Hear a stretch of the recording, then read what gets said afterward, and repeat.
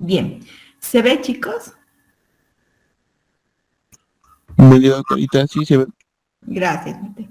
Entonces, la semana pasada habíamos visto lo que era la determinación del pronóstico. Teníamos claro estos conceptos, que el pronóstico era la predicción del curso, la duración y el desenlace de la patología. También habíamos visto que es una condición de riesgo, la probabilidad de que un individuo desarrolle una enfermedad en un periodo determinado. Y también habíamos visto cuáles son los factores de riesgo y los factores de pronóstico. Entonces, en base a esto, habíamos visto que existen diferentes tipos de pronósticos. Pronósticos excelentes, aceptables, cuestionables y malos. Y esto les había dicho que era una clasificación antigua, porque la que manejamos actualmente, pronóstico favorable, desfavorable, cuestionable, provisional y malo, ¿no? Es el que tienen en su historia clínica. Entonces, para hacer un pronóstico habíamos dicho que tenemos que ver la parte general y la parte individual de la pieza dentaria o 2 o 3 piezas dentarias que estén involucradas.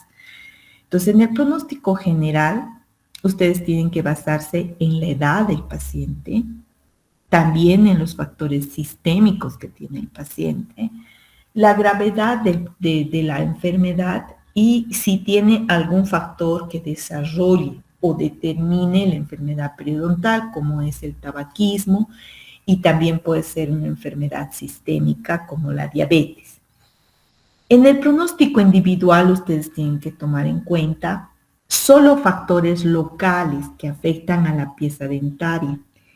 Esos factores locales pueden ser factores protésicos, factores de las restauraciones, tal vez las restauraciones están mal hechas, están desbordantes, están sobrecontorneadas.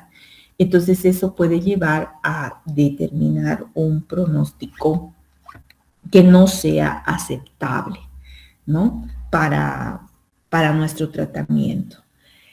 También tienen que tomar muy en cuenta la edad, ¿no? La edad del individuo, habíamos dicho siempre. Cuanto menor sea, mayor proceso de cicatrización, pero también la enfermedad periodontal se va a presentar en varios episodios. Entonces vamos a tener mayor pérdida dental. Y si es menor,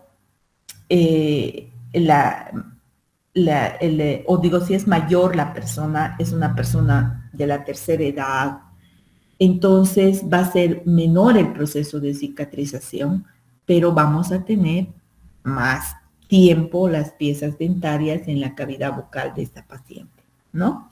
En cuanto al pronóstico individual, nosotros tenemos que ver, como les he dicho, solamente cosas que estén afectando a la pieza dentaria. Entonces ahí tenemos que ver nosotros la profundidad de la bolsa, el nivel de inserción, la pérdida ósea, el defecto óseo, si ese defecto es horizontal o si es angular, ¿ok? Entonces para eso tenemos que tener auxiliares, los auxiliares radiográficos, y lo que les he dicho siempre, todas las enfermedades periodontales, sean moderadas o sean avanzadas, que es las que ustedes están tratando ahora, tienen que tener el complemento radiográfico, el apoyo radiográfico, y también tienen que tener el apoyo complementario del hemograma. En algunos casos en que vemos que hay una patología sistémica clara, determinada, ¿no? Entonces, en base a eso, ustedes tienen que tener su estudio radiográfico. Puede ser una panorámica o puede ser una periapical. También tenemos que determinar el grado de reabsorción que ha tenido la pieza dentaria. Cuántas veces la corona entra en el soporte dental que tiene la pieza dentaria. Ese análisis radiográfico ustedes lo tienen que hacer con una radiografía, pero por aquí les muestro un esquema donde ustedes tienen que medir la corona del diente y ver cuántas veces entra en el soporte óseo que tiene la raíz. Lo ideal es que entre 2 veces la corona en una raíz. Ahora, cuando existe un proceso de reabsorción como la que están viendo, sea horizontal o sea angular, entonces en ese caso la corona no va a entrar dos veces en la raíz, va a entrar una vez o va a entrar vez y media, pero no nos va a determinar que tenga un buen soporte para mantenerse esa pieza dentaria en boca, ¿no? O sea, nosotros a través de eso vamos a hacer el análisis para ver si mantenemos la pieza dentaria durante el tratamiento o si sacamos esa pieza dentaria. Luego tenemos que ver la higiene oral del paciente. En la higiene oral del paciente está el control de placa. Ustedes van a determinar a través del control de placa y del índice cuánto sabe cepillarse su paciente, cuántas veces se cepilla su paciente, y si tiene buen hábito de higiene oral o tiene un hábito defectuoso. Entonces, ustedes van a valorar eso para realizar el pronóstico, la higiene de su paciente, si es buena, positiva, o si es mala. Entonces, de acuerdo a eso, también vamos a ver cómo va a ser emitir el pronóstico. Si el pronóstico va a ser favorable, desfavorable o va a ser reservado. Luego tenemos que ver el cumplimiento y cooperación del paciente. El paciente tiene que cumplir con el tratamiento, tiene que cepillarse. El 50% del éxito de su tratamiento va a estar dado por el paciente y la técnica de cepillado que está empleando. De nada sirve que ustedes limpien, le dejen bonito al paciente su boca. Si el paciente va a ir a su casa, va a comer, no se va a cepillar, se va a dormir sin cepillarse, otra vez se va a acumular la placa bacteriana y en los pacientes que son acumuladores de cálculo, se va a formar otra vez el cálculo dental. Entonces, el cumplimiento y cooperación del paciente también se va a evaluar para emitir el pronóstico. Existen factores sistémicos y también ambientales que pueden desencadenar o agravar, si quieren, nuestro pronóstico.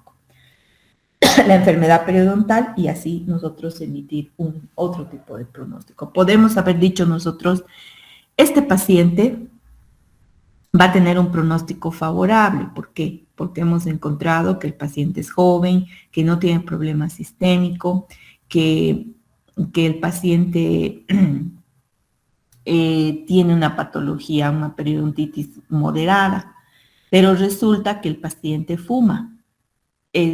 Es el tabaquismo y esto va a desencadenar que agrave su proceso de enfermedad periodontal.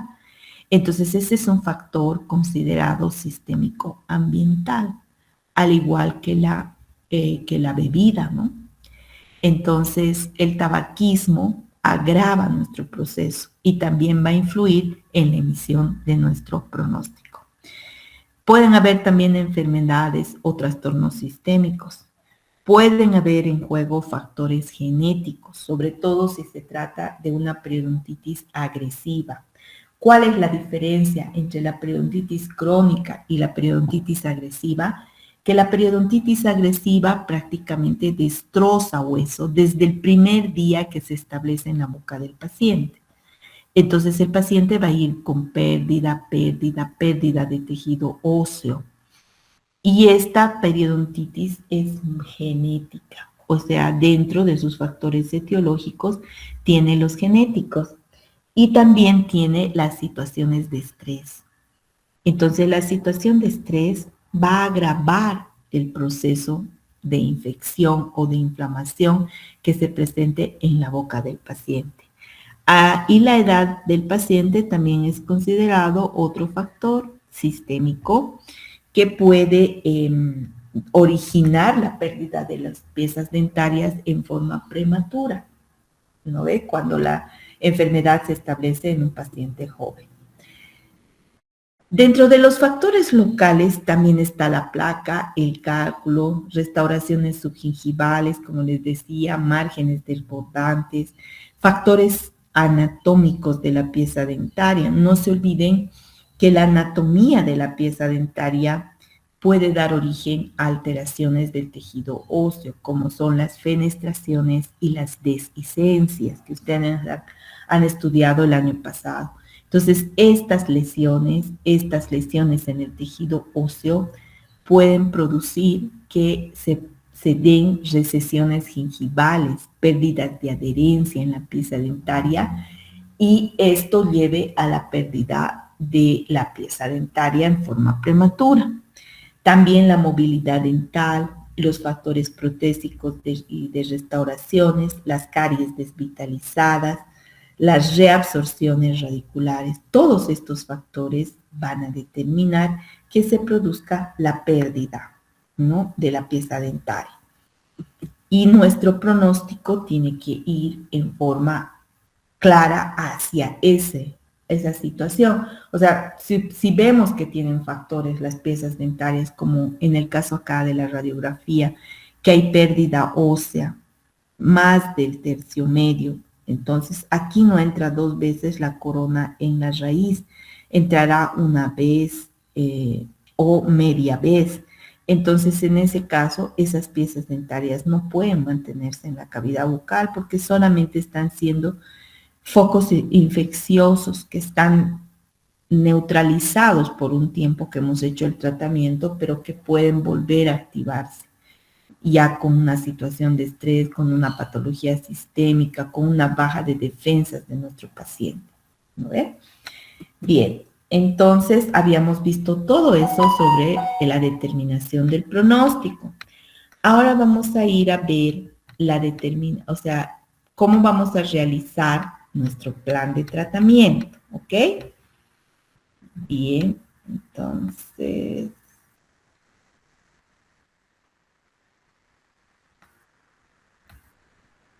Entonces, una vez que hemos emitido el diagnóstico, una vez que hemos hecho el pronóstico, recién podemos entrar nosotros a realizar nuestro plan de tratamiento.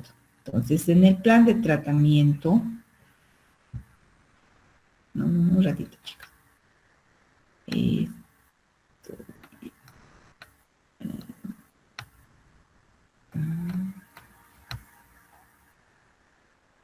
Ahí está. Entonces, vamos a emitir recién nuestro plan de tratamiento. En el plan de tratamiento, nosotros vamos a emitir un tratamiento a corto plazo y a largo plazo. Tratamiento a corto plazo siempre va a ir a eliminar todo lo que nos es de emergencia y de urgencia. Ya saben que hay que diferenciar lo que es la emergencia y lo que es la urgencia. Cuando nosotros tenemos una emergencia cuando tenemos que hacer ese mismo momento la apertura de conducto, tenemos que hacer el drenaje de un absceso, porque el dolor va a mantenerse sino en la boca del paciente. Y cuando es una urgencia, cuando nosotros tenemos que tratar el dolor del paciente, el paciente viene a nuestra consulta, tiene sintomatología dolorosa, entonces nosotros tenemos que limpiar, digamos, una cavidad, dejar una triple protección y luego a la siguiente semana recién podemos hacer la apertura, podemos hacer la obturación, dependiendo cómo ha evolucionado en la patología. Entonces nosotros, en ese caso, en el objetivo a corto plazo del tratamiento, tenemos que eliminar todos esos procesos inflamatorios infecciosos y tenemos que hacer la corrección de las condiciones que ocasiona la patología. En cambio, en el objetivo a largo plazo, tenemos que hacer la reconstrucción de la oclusión, de la dentición de nuestro paciente, después que hemos eliminado el problema periodontal que tenía nuestro paciente. ¿No ven? Entonces tenemos que realizar procedimientos antes de realizar nuestro tratamiento. O podemos incluir estos procedimientos dentro de nuestro plan de tratamiento. Entonces tenemos que tomar en cuenta primero la necesidad de tratamiento de emergencia y la de urgencia, como les he dicho. Luego tenemos que ver qué piezas dentarias se van a conservar y qué piezas dentarias las vamos a sacar de la cavidad bucal. No se olviden que es muy difícil, una vez que la pieza dentaria ha perdido soporte óseo, ha perdido hueso, mantenerla dentro de la cavidad bucal, porque la movilidad dentaria de esa pieza dentaria nos va a llevar siempre a dolor, molestia en el paciente y aparte pérdida de mayor cantidad de tejido óseo. Entonces, nosotros no podemos arriesgarnos a eso. Por ejemplo, chicos, les cuento que cuando un paciente tiene que ser sometido por primera vez a quimioterapia, y a veces esas quimioterapias son muy agresivas porque el cáncer está en órganos muy, muy delicados como pulmón, corazón, qué sé yo, no corazón, sino pulmón, hígado, páncreas, o sea, los órganos que son friables o riñones. Entonces los oncólogos piden retirar todos los focos infecciosos de la cavidad bucal. O sea que aparte de quedarse el paciente sin cabellitos, sin pestañas, sin otros tejidos, se tiene que quedar sin piezas dentarias. Porque las piezas dentarias que tienen que ser valoradas, pide una valoración para las piezas dentarias que tienen poco soporte óseo, y esas piezas dentarias son consideradas focos infecciosos y deben ser retirados de la cavidad bucal. Otras piezas son las tratadas endodónticamente, ¿no? Se considera que una pieza tratada endodónticamente ha eliminado un 99% de microorganismos del conducto, pero fíjense, un 1% de microorganismos queda en el conducto a nivel del ápice. Por eso es que antes en la endodoncia nos mandaban a hacer 2 milímetros por debajo, creo, o 1 milímetro por debajo del ápice, y nos hacían sellar el conducto apical. Creo que ahora las técnicas han cambiado, creo que llegan solo a medio milímetro del ápice en su obturación, precisamente por estos factores que se han estudiado. Pero los oncólogos no quieren tener esos procesos infecciosos, porque los procesos infecciosos pueden llevar al fracaso del tratamiento de la quimioterapia. Entonces, porque ya van a tener que atacar con otro tipo de medicación, ¿no? Entonces, por ese motivo, antes de someterse a la quimioterapia, el paciente se hace extraer esas piezas dentarias de su cavidad bucal. En algunos pacientes, en otros no requieren, ¿no? Por la edad, la valoración siempre tiene que hacerla un oncólogo. Bien, entonces tienen que considerar ustedes eso, la extracción o la conservación de los dientes. La técnica de tratamiento que van a utilizar para las bolsas va a ser una técnica convencional en las que van a hacer curetajes convencionales como los que están haciendo en la parte clínica, o va a ser una técnica quirúrgica como la que hemos visto en las clases anteriores, donde vamos a hacer un colgajo, vamos a hacer creo que recién vamos a ver con ustedes, estoy rayándome. Entonces vamos a hacer un colgajo, vamos a desprender tejido, vamos a limpiar la bolsa en una sola sesión. Entonces, todos esos tratamientos, ustedes lo tienen que valorar antes de darle el presupuesto y antes de poner en el papel. También tienen que ver si se van a realizar tratamientos endodónticos. También la necesidad de remoción de la caries y la colocación de una restauración. A muchos de ustedes yo les he dicho eso, antes de dar de alta, tú tienes que obturar estas piezas dentarias o tienes que sacar las piezas dentarias para que nosotros podamos hacer el tratamiento y dar de alta. Solamente que eso no es muy efectivo porque ustedes tienen el tiempo limitado. Miren, chicos, solo les falta 1 mes y medio casi para el cierre de la parte clínica. Entonces, para que ustedes vayan acabando sus trabajos. Entonces, ya tienen que ir acabando. Por este motivo del factor tiempo es que yo no les hago cumplir estas normas, ¿no? Porque apenas están consiguiendo paciente y a muchas veces los pacientes tienen varias caries, otros pacientes tienen restos radiculares, otros pacientes tienen movilidad dentaria por pérdida ósea bien marcada en el sector anterior. Entonces, ¿qué les digo yo? Tienen que sacar esta pieza dentaria, tienen que sacar estos restos radiculares, tienen que tapar estas cavidades, y muchos de ustedes me dicen, sí, ya les remití a operatoria cuando han presentado al principio, pero ahorita los de operatoria seguramente ya están acabando sus trabajos y no van a querer hacérselos sus trabajos. Entonces, en esos casos, postergamos, digamos, la extracción de la pieza dentaria. Entonces, el pronóstico que ustedes deberían poner en su historia clínica, que todavía no les he empezado a revisar, es reservado, ¿no ve? O provisional. Entonces, eso no está diciendo que es totalmente favorable, porque todavía tienen que trabajar esta parte de la exodoncia, esta parte de la rehabilitación, esta parte de las caries que tienen que obturar a sus pacientes. En consultorio no es problema, porque ustedes van haciendo la preparación de su paciente para la fase 3, que es la rehabilitadora, ¿no? Entonces, ustedes van trabajando a la par la parte de periodoncia y la parte de operatoria.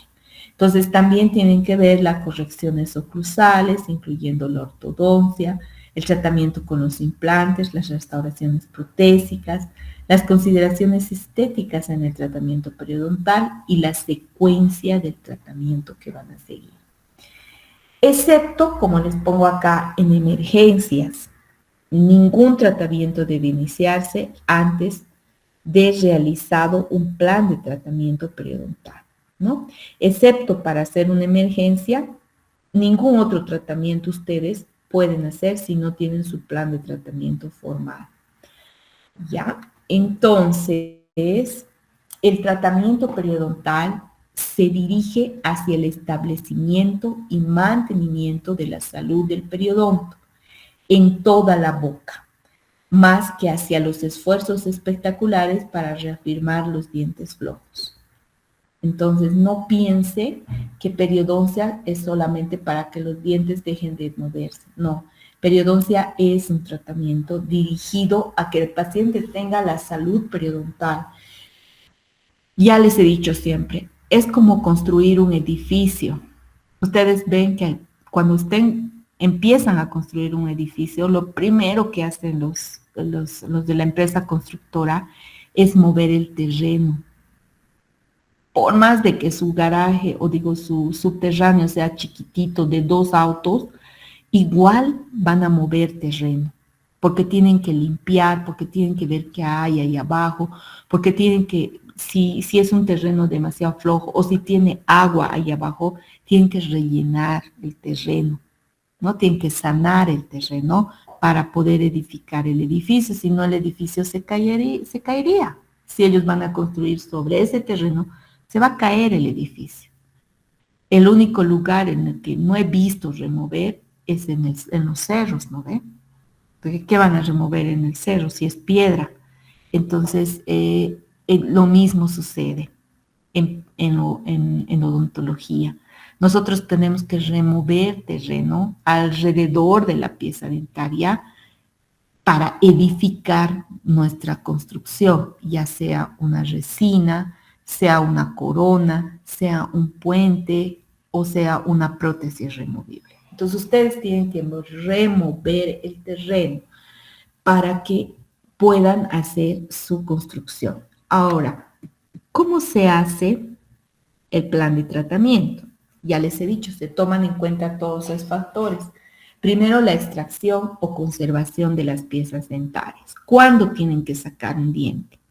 Cuando la pieza está tan móvil que su función, cuando mastica su diente, o su paciente, perdón, y choca con el antagonista, esa pieza dentaria le duele, ¿ya? Cuando provoca abscesos, ¿no? Entonces, en ese caso, ya no hay remedio. La pieza dentaria está contaminada, está móvil, está produciendo absceso, ya sea periodontal o periapical. no tiene utilidad en el plan de tratamiento general. ¿Para qué vamos a utilizar una pieza móvil? Si sabemos que esa pieza, como dicen los pacientes, le va a contagiar a la otra pieza su pérdida ósea. Cuando postergamos una extracción, lo que les decía hace un momento, en ustedes yo no puedo decirles, primero saca las piezas dentales y vienes, no, porque hay plazos que ustedes deben cumplir en sus tratamientos. Entonces, cuando hay esos casos, se mantienen los topes posteriores para el tratamiento y luego se pone una prótesis o un implante en la zona. En áreas cosméticas anteriores, dientes anteriores, por más que sean móviles, los pacientes quieren mantener todavía sus dientes hasta el final del tratamiento. ¿Ok? Luego hay una secuencia de tratamiento, ¿no? La secuencia del tratamiento involucra que primero nosotros emitamos el diagnóstico.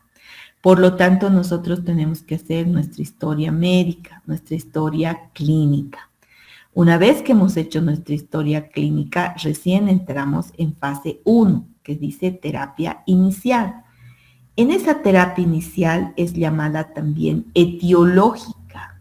Nosotros vamos a hacer todo para eliminar factores etiológicos, pues van a ser cálculo, placa, algunos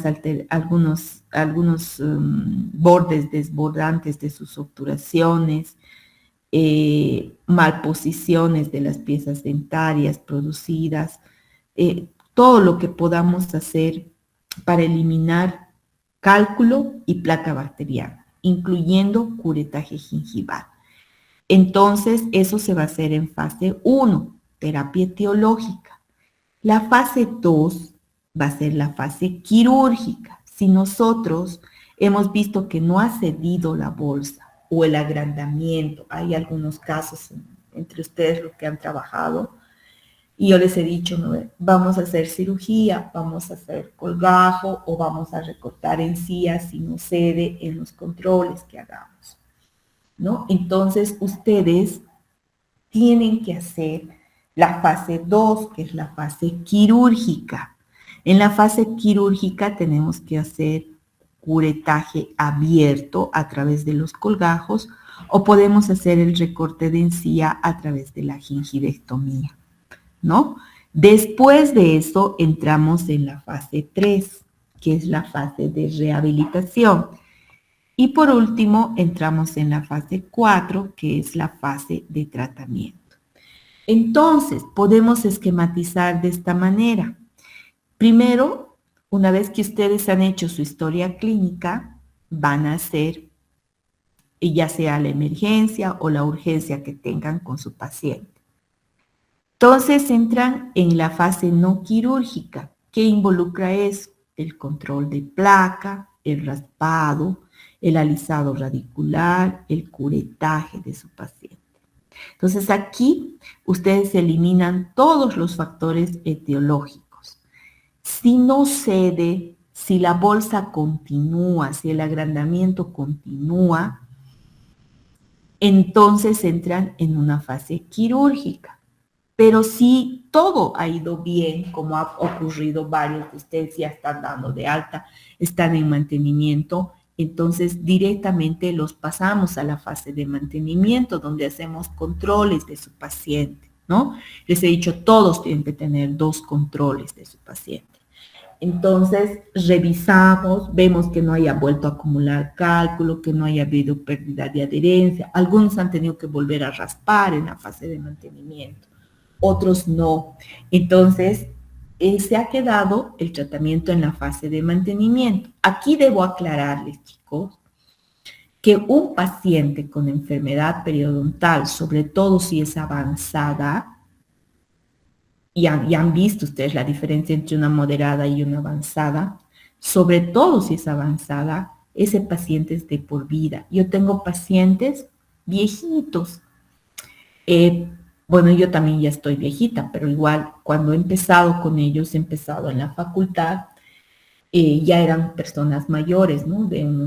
Mayores de 60. Entonces, esos pacientes, yo ya tengo 32 años de egresada, imagínense, me han seguido, o sea, he seguido yo los controles de estos pacientes.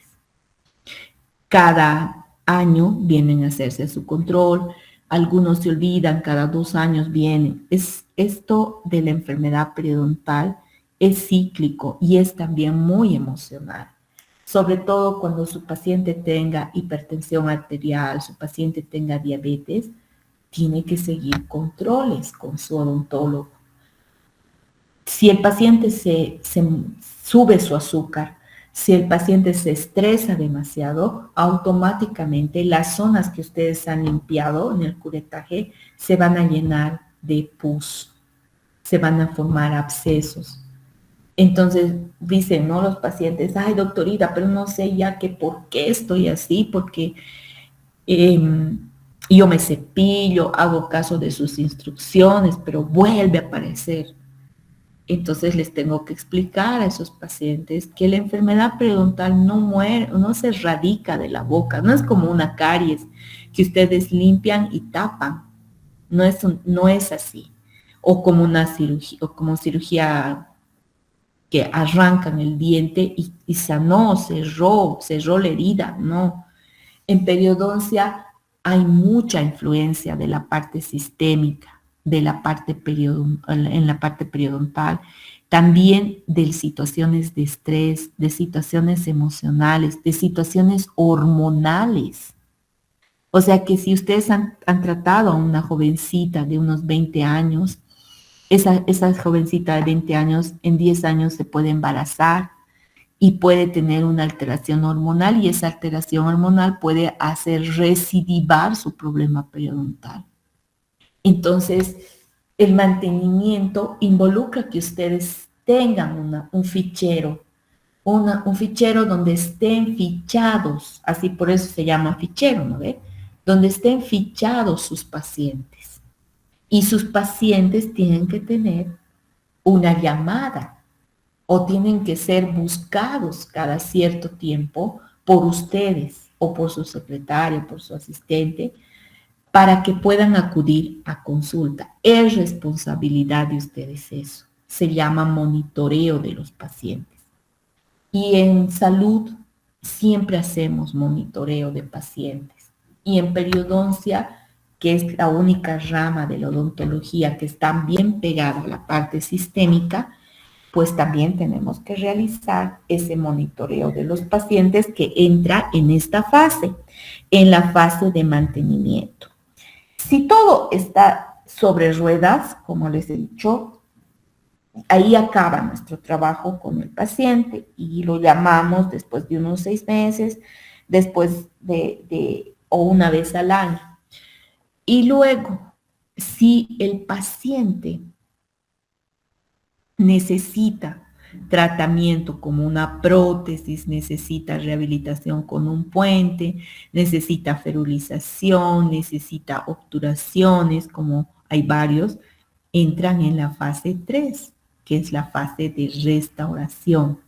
Entonces deciden en el terreno limpio, en el terreno firme, en el terreno que no tiene ya ninguna parte que le pueda hacer fracasar a nuestro tratamiento, entonces hacemos nuestra rehabilitación. Esa fase es la fase 3 de rehabilitación. Una vez que hemos hecho la rehabilitación, nuestro paciente vuelve a la fase de mantenimiento. Por eso las flechitas, ¿ve? Todos van a terminar en la fase 4, que es la fase de mantenimiento. ¿Ya? Ese sería nuestro esquema. Entonces, en la fase de mantenimiento, vean bien, es la fase más importante porque permite conservar los resultados y prevenir cualquier deterioro posterior. Se hace controles periódicos en esta fase. O sea, cada cierto tiempo tenemos que llamar a nuestro paciente. Entonces, la fase de mantenimiento no solo es el monitoreo del paciente, también ves ver el proceso de cicatrización. Y eso es lo que, por ejemplo, les estoy guiando en una parte chiquitita, porque solo les estoy pidiendo que vengan 2 veces más después de la profilaxis a sus pacientes.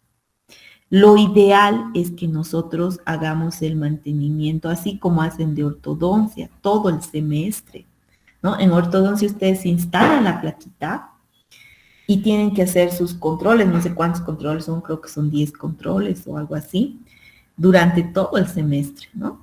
Durante todo el módulo. Pero hacer eso sería muy desgastante para mí y para ustedes, ¿no?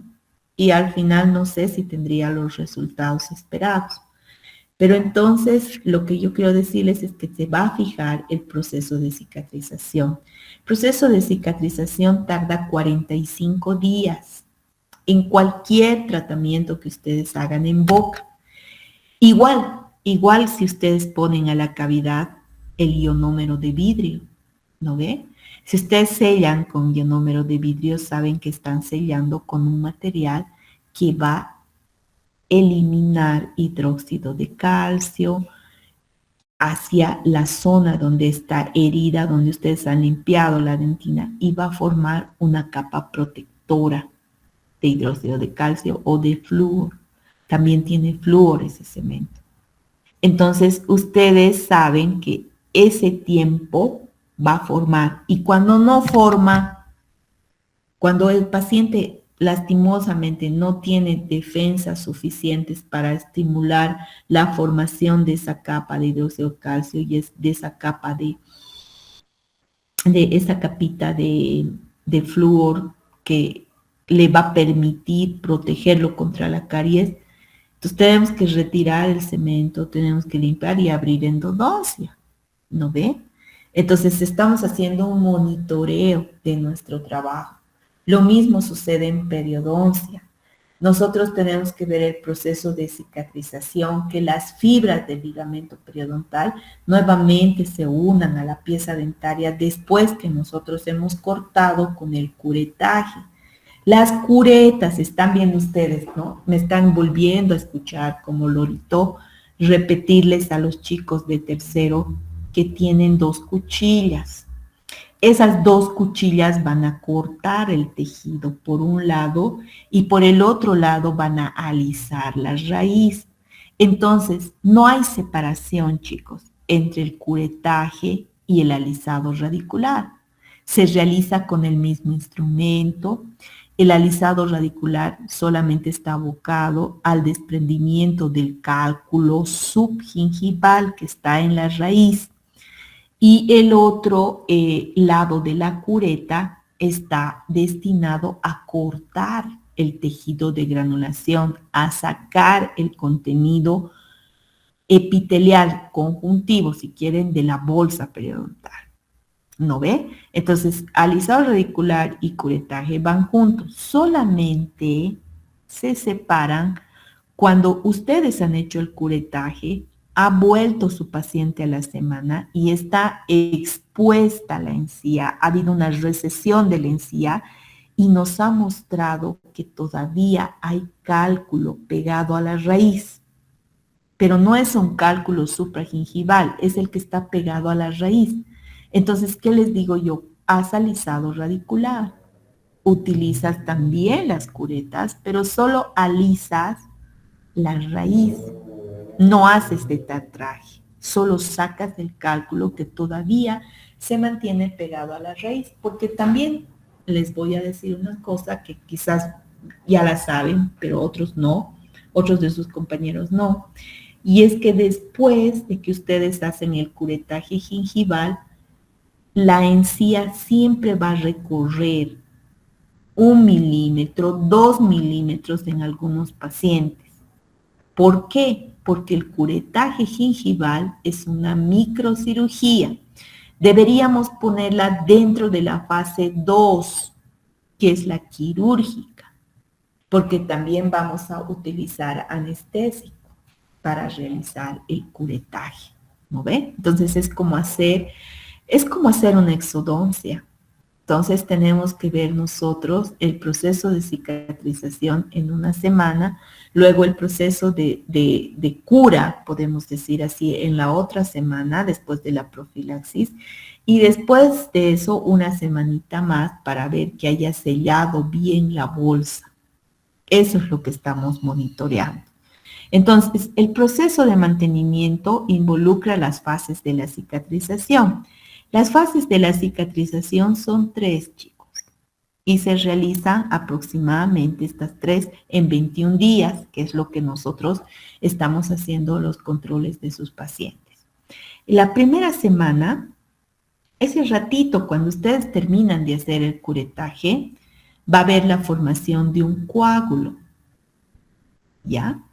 Entonces se va a formar en esa zona un coágulo. Por lo tanto, el paciente no puede ir a comer después que ustedes le han hecho el curetaje. No puede ir a enjuagarse su boca después de que le han hecho el curetaje porque va a botar el coágulo. Y si bota el coágulo, no se va a formar la fibrina. No se va a formar el proceso de adherencia del ligamento periodontal hacia el hueso. Entonces, el paciente, ustedes hacen compresión con la gasita, colocan su gel de clorhexidina, todos deben tener gel de clorhexidina, porque eso va a estimular el proceso de cicatrización de su paciente. Entonces, colocan su gel de clorhexidina a la zona, comprimen durante unos minutos, no es terminar y andate, no, me están botando del sillón, levantate al paciente, no, tiene que ser compresión con la gasita o con el algodón, un buen rato de esa zona. ¿Cuánto rato después de la exodoncia comprime? Unos 5 minutos, ¿no ve? Unos 2, 5 minutos. En periodoncia puede ser 2 suficiente, porque no han arrancado el diente. Entonces comprimen contra el diente para que ese coágulo que se va a formar quede allá adentro. Luego se va a dar un proceso inflamatorio. Por eso es que muchos pacientes les van a decir, ay, después que me han limpiado, me ha dolido, he sentido caliente mi encía. Ya, ¿qué es eso? Dolor, calor, rubor, tumor, inflamación. Entonces, en algunos pacientes ni cuenta se dan. ¿Te ha pasado algo? No, nada, he estado bien, me he enjuagado con clorhexidina y me he dormido, les dicen, ¿no? O no he comido ya, pero me he dormido. O recién he almorzado y ya tranquilo. Ya. Entonces, ¿ven? No es igual el proceso inflamatorio. Ni siquiera dentro de la cavidad bucal un proceso inflamatorio del maxilar superior es igual al del maxilar inferior. Eso tienen que tomar en cuenta. Entonces hay un proceso inflamatorio y después a los 7 días hay epitelización. Por eso ustedes no pueden tocar al paciente en una semana. ¿Acaso cuando sacan un diente a los 2 días le llaman y otra vez le hurgan el alveolo? No ve. Lo mismo pasa en periodoncia, están tocando alveolo, están tocando surco gingival, están trabajando alrededor del diente, han cortado fibras, han cortado tejido, no pueden tocar al paciente a las 48 horas. ¿Ya? Entonces están haciendo un mal trabajo si hacen ese proceso. Quizás en algún momento se me ha pasado por la cantidad de estudiantes porque no he prestado atención a su paciente, no sé, pero si lo han hecho, no lo vuelvan a hacer porque tienen que esperar 7 días a que se forme coágulo, a que haya un proceso inflamatorio, a que forme epitelio nuevo. ¿Ya? A partir de los 7 días adelante hasta los 14 días va a haber neovascularización. ¿Qué quiere decir neovascularización? Formación de nuevos vasos sanguíneos. Va a haber síntesis de una matriz de colágeno, o sea que se va a formar nuevas fibras colágenas para el ligamento periodontal que ustedes han cortado. Va a haber una organización de esas fibras y se van a formar las fases, ¿no? Como les he enseñado en tercero. La microfibrilla va a formar una fibra, muchas fibras van a formar una fibra gorda. Entonces, eso va a hacer que se forme nuevamente la adherencia epitelial, la unión de la encía al hueso, ¿ya? Y luego va a haber una contracción de la herida, eso es lo que les decía hace un ratito. Va a haber una contracción de la herida.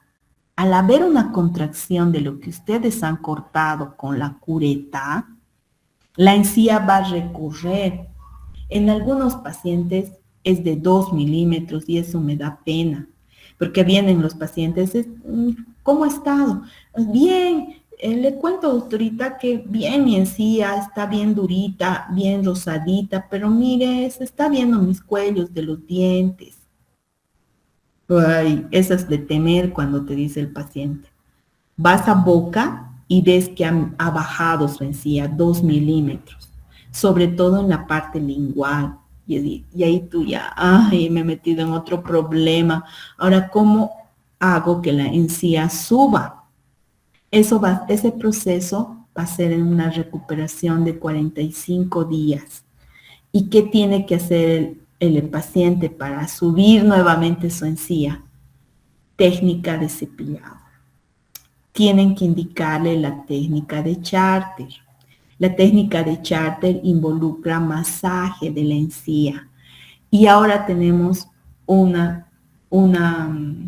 gel de clorexidina que realmente yo digo es bendito porque ayuda muchísimo a los pacientes. Entonces, el gel de clorexidina si la recesión es muy grande, pueden utilizar el que tiene ácido hialurónico. El ácido hialurónico han debido escuchar, sobre todo las chicas, que puede rellenar, ¿no ve? Puede rellenar surcos nasogenianos, pueden rellenarse arrugas, pueden hacer que sus labios sean más gruesos. Entonces, ese gel de clorexidina tiene ácido hialurónico. Y ese ácido hialurónico, si colocan diariamente en encía a los pacientes, hace que su encía se vuelva gordita, que su encía no produzca un agrandamiento gingival. Primero va a estar libre de inflamación y segundo va a rellenarse de líquido, porque el ácido hialurónico es líquido, chicos, líquido que estimula la formación de más líquido y de colágeno. Entonces, ese pueden utilizar, pero con el gel normal de clorexidina que receten ustedes, el masaje que haga su paciente y la técnica de cepillado de Charter, que involucra que vaya el cepillo de abajo hacia arriba sobre la encía para estimularla, entonces van a tener un efecto bueno en el paciente. Pero eso se va a producir en la segunda semana. Cuando su paciente venga a su consulta en la segunda semana, tienen que hacer ese análisis. En la tercera semana vamos a tener remodelación de las fibras, apoptosis de células, o sea que una célula se va a unir a la otra, y vamos a tener síntesis de colágeno. Entonces vamos a considerar que el paciente puede ser dado de alta porque ya está en condiciones de darse de alta, ¿ya? Entonces todo eso se va a fijar en este proceso, ¿vean? Lo primero que hacen ustedes es el sondaje. En el sondaje van a ver cómo se entra la sonda, hasta dónde se ha perdido hueso, se ha perdido adherencia epitelial. Luego van a hacer el curetaje. Miren cómo se hace el curetaje. Lo que les digo siempre a los chicos de tercero. La parte activa de la cureta que tenga más filo pegada al diente. La otra va a ser el corte. Sacan. Vean en la tercera cómo se inicia el proceso de cicatrización. Apenitas ustedes terminen el curetaje, se va a formar el coágulo. Entonces, por eso tienen que hacer la compresión. Una vez que se ha formado el coágulo, va a empezar el proceso de cicatrización. Ahora, si su paciente se ha salido, como les he dicho, o ese ratito mismo, yo les veo a algunos pacientes, se ponen algo a su boca, puede ser un dulce, porque tal vez no les ha gustado la técnica, no les ha gustado el sabor de la clorexidina, se ponen un dulce a su boca o comienzan a comer algo, entonces el proceso de cicatrización se va a alterar, como ven en la gráfica E, en la gráfica F, entonces va a volver a llenar de tejido de granulación, ¿no? Lo que nosotros queremos es llegar a la figura G, a una meta de futuro, donde haya nueva regeneración, nueva remodelación. ¿Ok? Luego hacemos la explicación del plan de tratamiento a nuestro paciente una vez que ya hemos emitido todo eso. Tenemos que ser específicos, evitar enunciados vagos, digamos, ay, no sé si se va a salvar o no su diente, tal vez, depende de usted, pero también podría, ¿no? Quedarse así, esas cosas no. Ustedes tienen que ser tajantes, decirles, aunque con el dolor de su corazón, decirles, estos dientes tienen que salir de boca, porque le van a provocar un daño.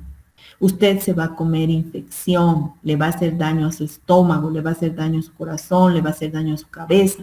Entonces, tiene que salir de ese proceso.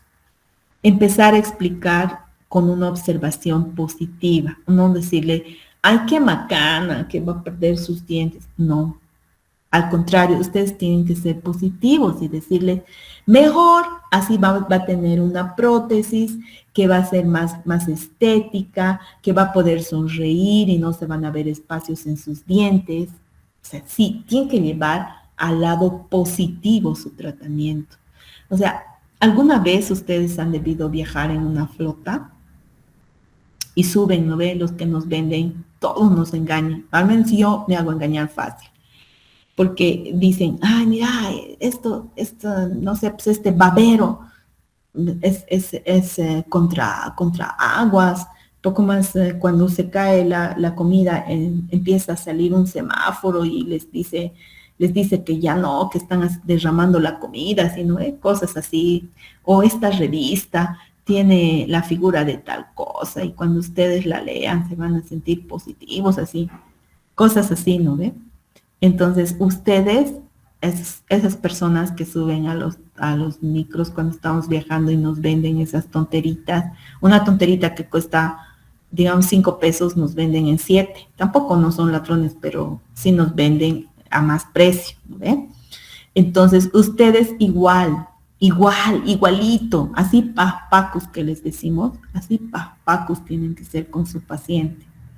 Entonces ustedes tienen que vender lo que saben. Ahorita están trabajando con patologías, entonces tienen que saber vender su conocimiento, no todo, no una hora nos van a quedar con su paciente explicándole, sabes, esto te voy a hacer. No, ya no. Ustedes tienen que ser claros al emitir su plan de tratamiento y tienen que convencer al paciente. Presentar todo el plan de tratamiento, no decirle solamente te voy a curar estos de abajo o solamente estos de arriba, no.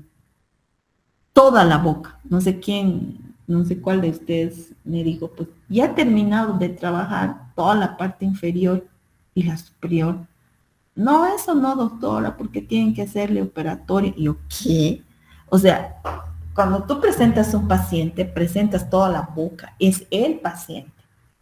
Cuando te presentan a ti a una persona, no te dicen, ella es fulana de tal, de la mitad para aquí y de la otra mitad para allá es Anita Pérez, digamos. No, no te dice.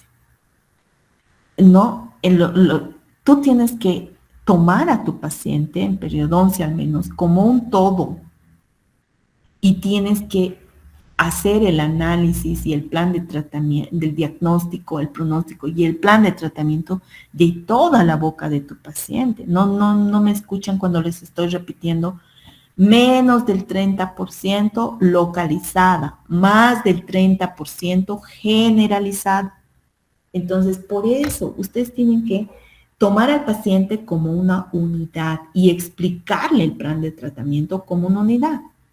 Se debe explicar que no hacer nada por conservar dientes enfermos sin remedio no es recomendable, porque la enfermedad periodontal es una infección bacteriana. Las bacterias entran a su sangre, viajan por el torrente sanguíneo, llegan al corazón, que el corazón, el miocardio, chicos, es igualito que la encía, igualito.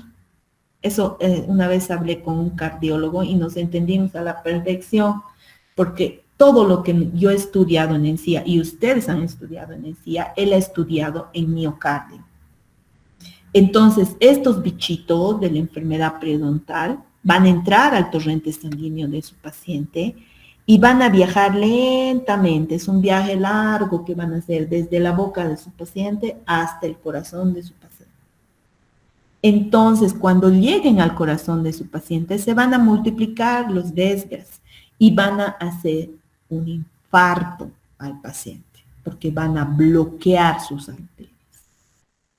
Van a bloquear el paso de la sangre al corazón o la salida y la entrada de la sangre. Al estilo Evo Morales van a bloquear, chicos, listo. Entonces no va a entrar sangre, no va a salir sangre y el paciente va a hacer un infarto. Entonces, ¿de qué ha tenido el infarto? Es una persona joven, es una persona deportista, es una persona aquí, allá. ¿De qué? De lo que pues los bichos han bloqueado las arterias.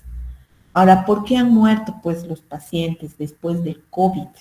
Hay varias personas que han muerto después del COVID. ¿Por qué?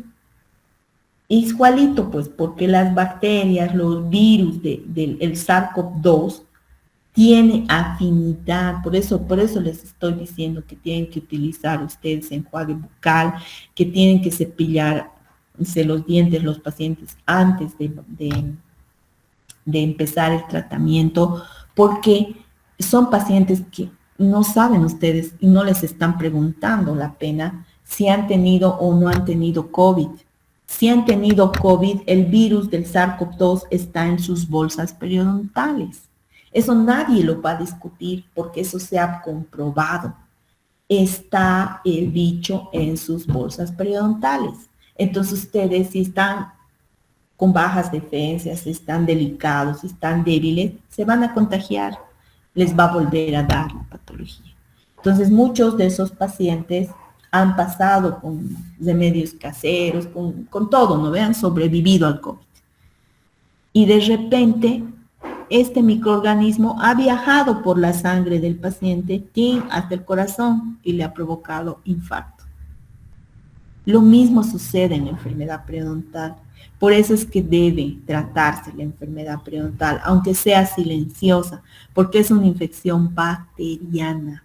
No es posible hacer una restauración con paciente con enfermedad periodontal y porque se acorta el tiempo de vida de los dientes sanos. O sea, los dientes que están bonitos en la boca de su paciente se van a contagiar de la reabsorción ósea. Eso va a viajar, digamos, los microorganismos, invasión de los microorganismos a las piezas vecinas. Y el paciente, en vez de perder una pieza que está mala, dañada, va a perder las piezas vecinas, aledañas. Entonces, no es heroísmo, no es, como te digo, hacer un acto positivo el mantener una pieza en la cavidad bucal en condiciones en las que no tiene soporte óseo. ¿Ok? Muy bien. Entonces, con esto, ustedes van a hacer su planificación. La tarea. La tarea es la siguiente. De dos de sus pacientes, ustedes van a hacer la fase del plan de tratamiento. Entonces van a tomar en cuenta las 4 fases del plan de tratamiento. Digamos, paciente Pepito Pérez tiene periodontitis crónica moderada. Fase 1, historia clínica, control de placa, raspado, curetaje. Ahí abajito. ¿Cuántos curetajes se le han hecho? ¿En qué sectores de la boca se le van a hacer? En este caso es a futuro, pero ustedes ya han trabajado. Entonces, se le van a hacer 4 curetajes. Digamos. ¿Cuántos revelados de placa? 5 revelados de placa. Ya. Entonces, van a poner eso en su papelito. Luego, fase 2. No se le realizó fase 2. O no se le realizará fase 2. Fase 3 de rehabilitación. ¿Qué rehabilitaciones le van a hacer a ese paciente? no ustedes, ¿no? Porque van a remitir ahora a periodoncia, así, digo, a operatoria, a removible, a fija, ya. Fase 4, mantenimiento. ¿Cuántas veces ha venido? Y tienen que explicar cómo estaba el tejido de 2 de sus pacientes, ¿ya? Ahora, la otra tarea, en otra hojita, me van a hacer las fases de cicatrización en 21 días. La primera semana, ¿qué involucra esta figura? Coagulación, inflamación, epitelización. La tercera semana, o digo la segunda semana que involucra y la tercera semana que involucra. Y estos dibujitos van a dibujar, no van a sacar. Sáquense foto, no van a sacar del libro, van a dibujar ustedes con sus propios colores, con sus propias manos. Entonces, primero A, B, C, D y G. E y F es una mala cicatrización. ¿Sí? Entonces, estos dibujitos van a dibujar ustedes en su hojita para que puedan memorizar y los tiempos y cómo se produce la cicatrización. ¿Ya? Listo, entonces hemos terminado el plan de tratamiento. La próxima semana entramos en la parte quirúrgica, ya he terminado con los chicos de tercero, ya tengo que hacer preclínico, no preclínico, pero prequirúrgico con ustedes. Bueno, yo necesito que ustedes aprendan a hacer suturas periodontales, necesito que aprendan a hacer incisiones, necesito también que sepan qué colgajos existen para hacer su curetaje abierto. Entonces, con toda esta información y a mandarlos a quinto año para que ustedes ya en quinto estén más capacitados para hacer ya ustedes sus tratamientos en los pacientes. ¿Ya? Muy bien, chicos, entonces los dejo. Nos veo en la clínica de 8 a 11, voy a estar en la tercer piso. Los días viernes la clínica es del tercer piso, ¿ya? Muy bien, chicos, entonces un abrazo a todos ustedes, a los que no los voy a ver, los veo el lunes, que tengan lindo fin de semana, chao. Hasta luego, doctorita.